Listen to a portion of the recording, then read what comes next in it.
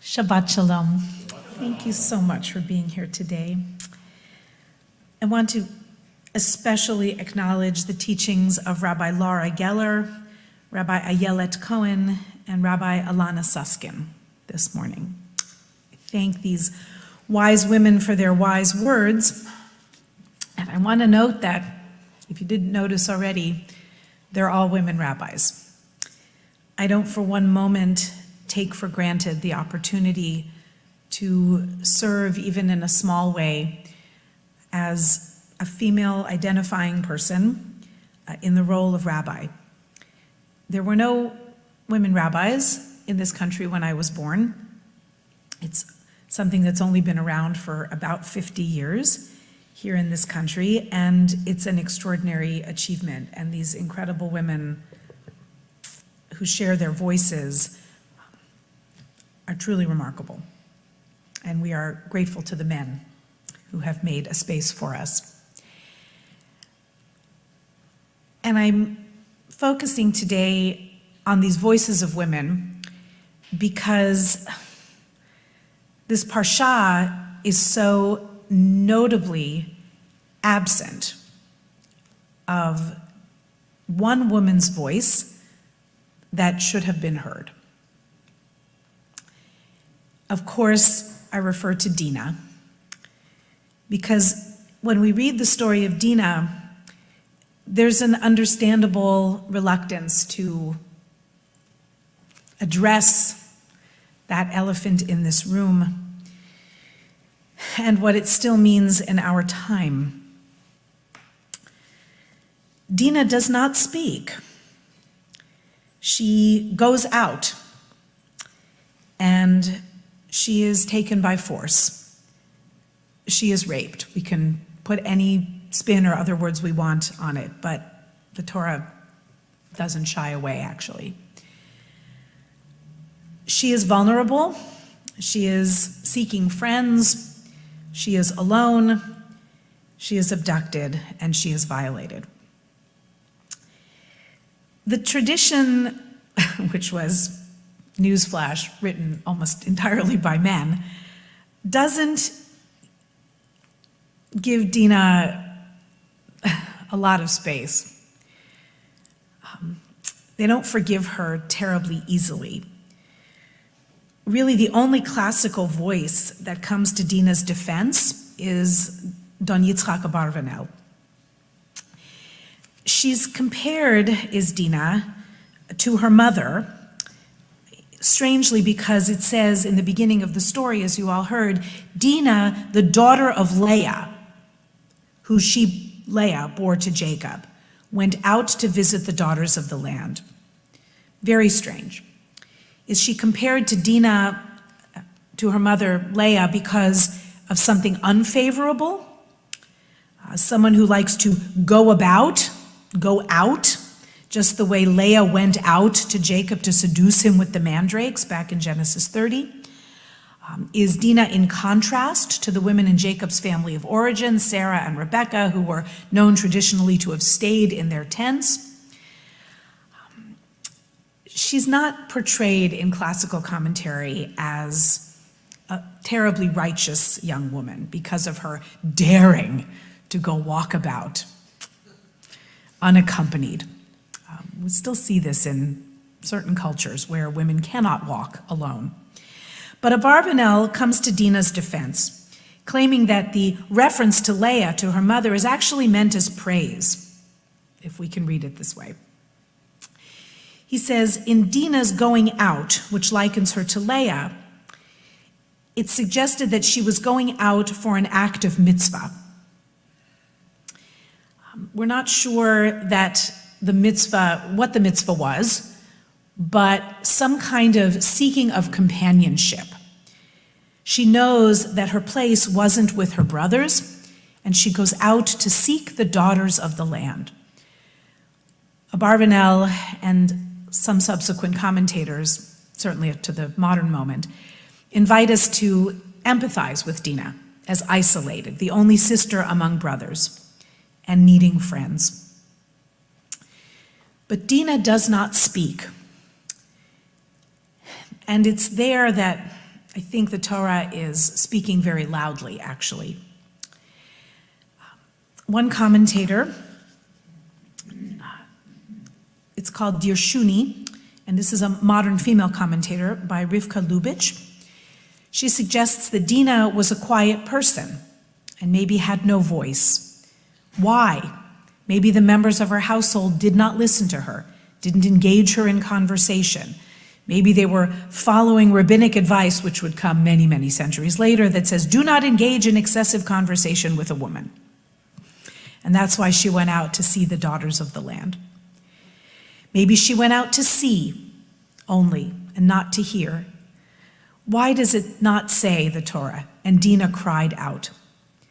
Is it conceivable that she did not?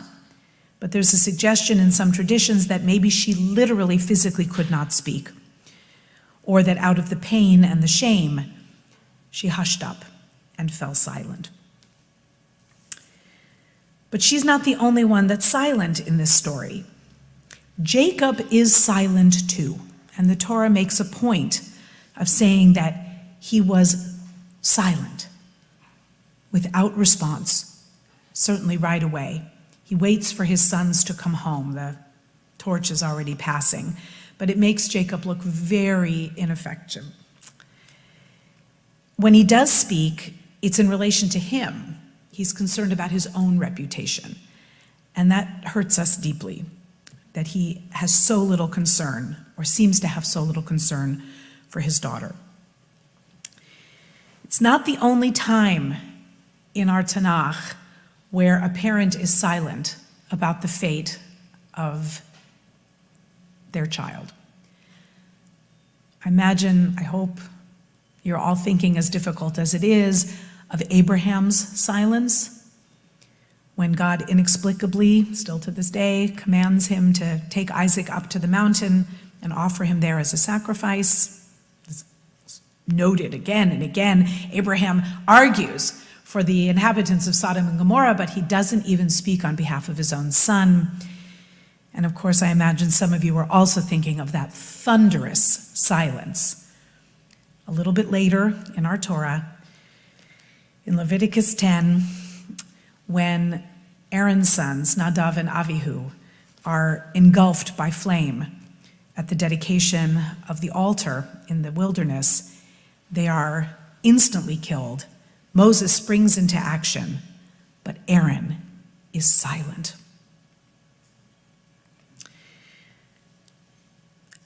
The Torah doesn't explain these silences. As much as this tradition is brutally honest at times about the failures of our ancestors, much of the time we are left to draw our own conclusions. Dinah's silence haunts us to this day. Wouldn't she have had something to say? She was a full, breathing, living human being. The Torah complicates matters so much by positioning her abduction and rape as not just a calculated political move by the families of Shechem to force Jacob and his family into some kind of alliance or sharing of resources, because that's exactly what they try to engineer. No, the Torah says, darn it, that the prince of Shechem loved Dinah. And that word, rarely used in the Torah, speaks so loudly and yet so inexplicably. It just muddies the waters of this story so much. And I'm not able to untangle it to this day, as I think none of us are. Midrash and romances have been built on that one little word, but it's a disturbing and strange story, this rape of Dinah. It reminds us that things are not clean. What we think we see or what we think we hear is almost never even a piece of the whole truth. We are left to wonder and to cry and to shake our fist in frustration that this is yet another story that We have to muddle through. But the pain of this young woman, that had to be a painful and humiliating experience, because it always is, needs to be acknowledged, I'm sorry to say, friends, in the light of the last few weeks that we have been living through. Because ignoring the violence perpetrated against Israeli women and girls on October 7th, and God knows what has happened in the weeks since, is to erase their experience. And so many in our world do not want to acknowledge what has occurred, and it is aleinu, on us, to be the ones who speak for these Dinahs in our day.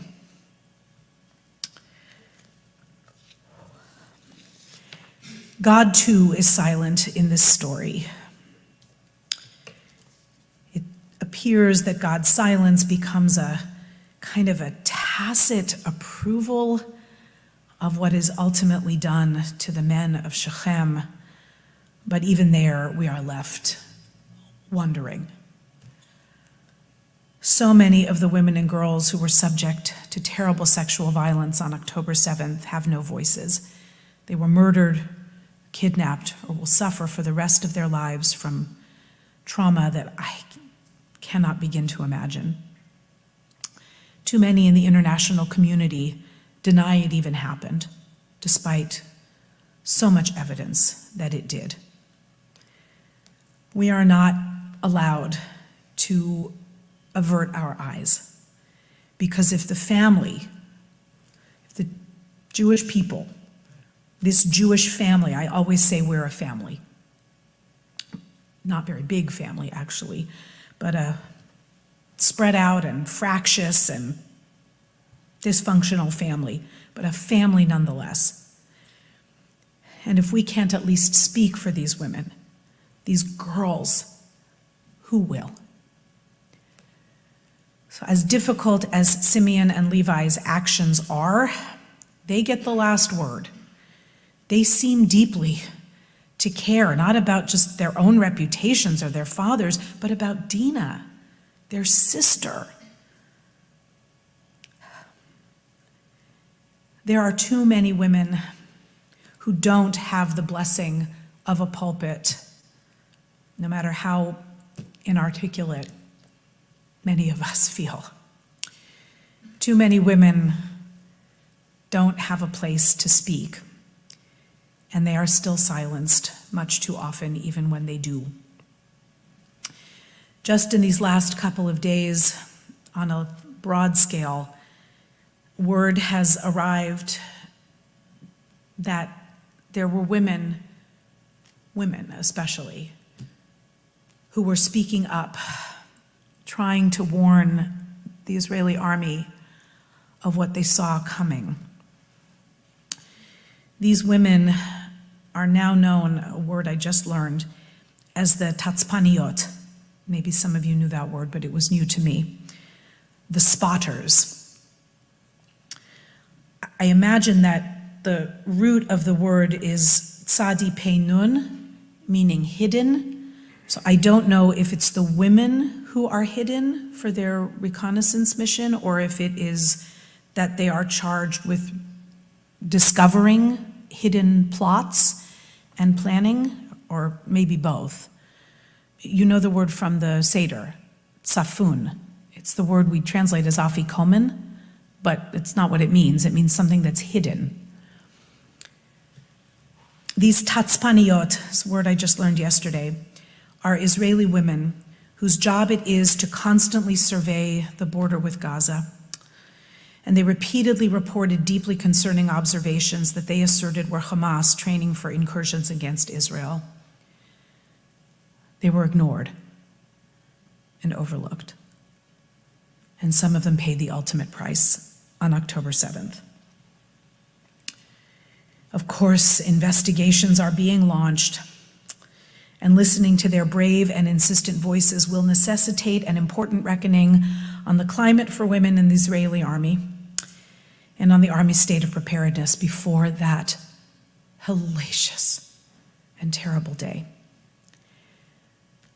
Women are so often blamed, silenced, and forgotten. Rabbi Ayelet Cohen is the dean of the rabbinical school and dean of the Division of Religious Leadership at Jewish Theological Seminary. She is a woman of valor, whether you agree with everything she says or not, but she has attained a high and laudable position.